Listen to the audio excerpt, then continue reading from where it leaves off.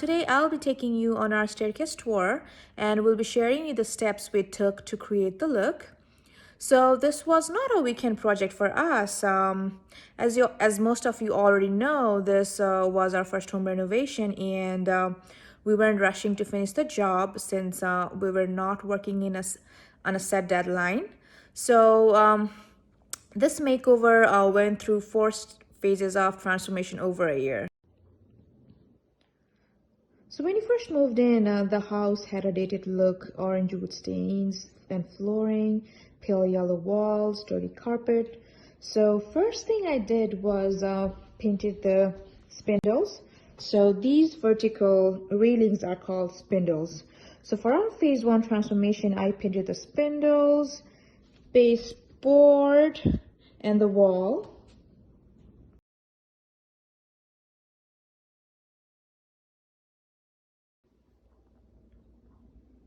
We then shifted our focus to other projects.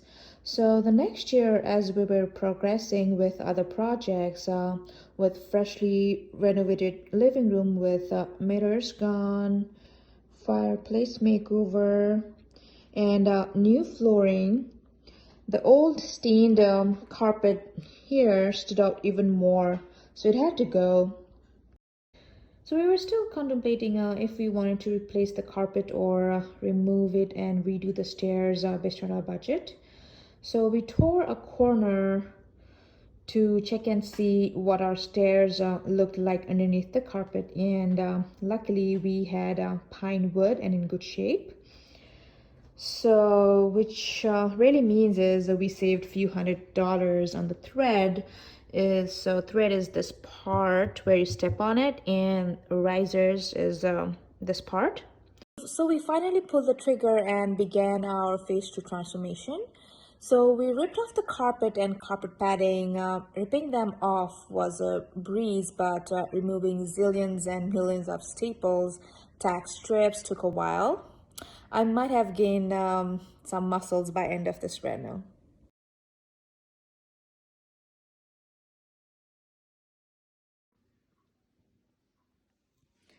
Next, we decided to stain the handrail along with the threads. So prepping the stairs for staining took bulk of our time during this reno.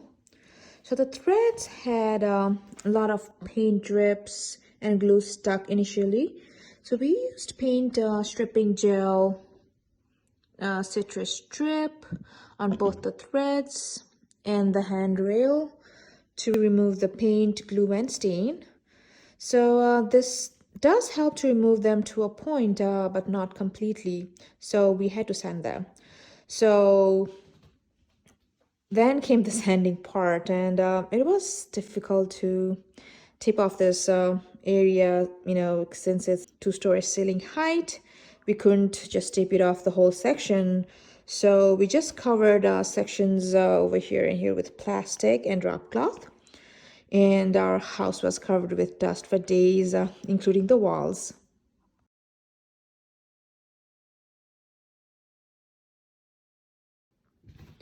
It was a construction zone here. The dust from sanding was still settling in, so we took a break from this for a couple of weeks.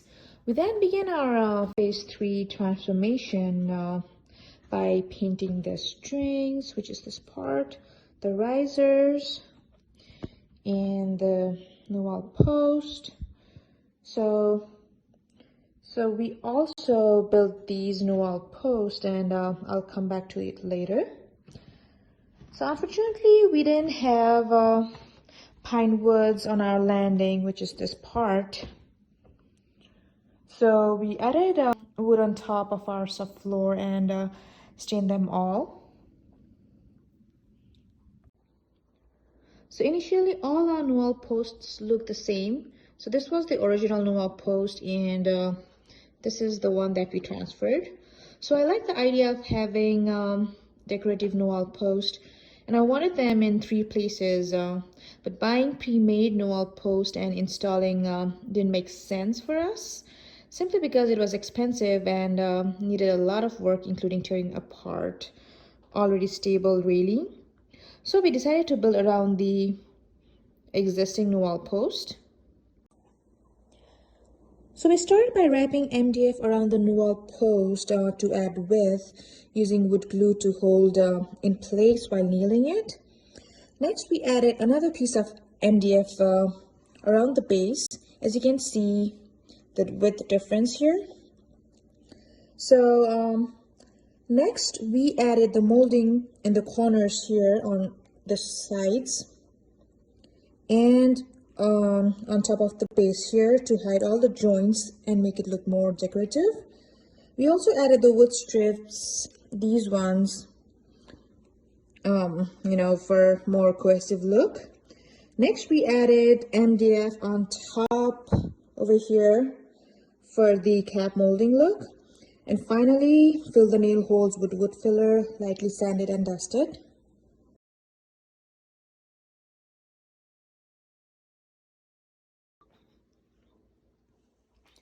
So next we prepped for staining.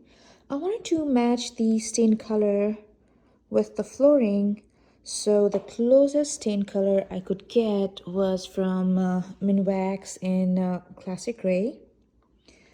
So we stained the handrails first and then only moved to stain the stairs.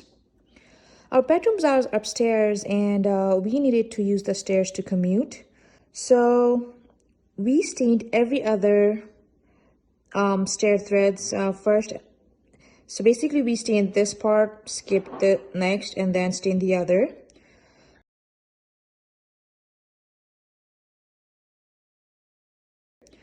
So after the stain process was completed, for those threads, we applied top coat.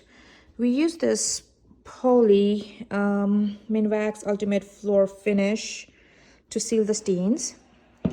We then let it cure for a couple of days and stained the rest of the threads and landing.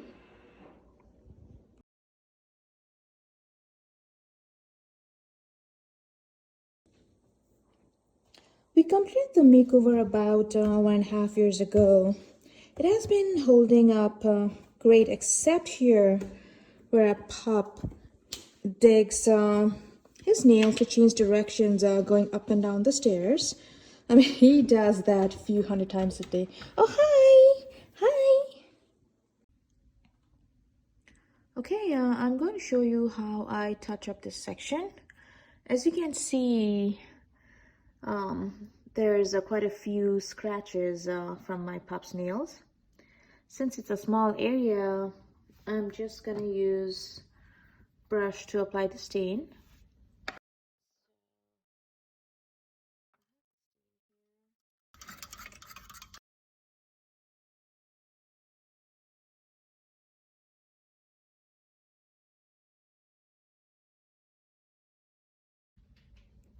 Okay, I'll let it sit for a couple of minutes for the stain to be absorbed, and I'll be back.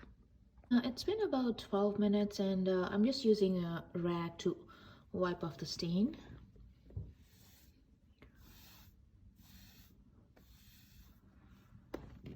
Okay, it looks a little bit lighter than the rest, so I'm gonna apply second coat. And I'll repeat the process and I'll be back. Okay, so let's wipe it again.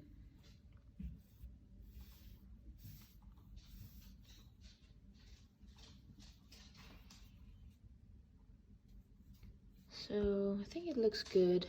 Next we'll be applying poly, so it'll be probably tomorrow once the stain is dry.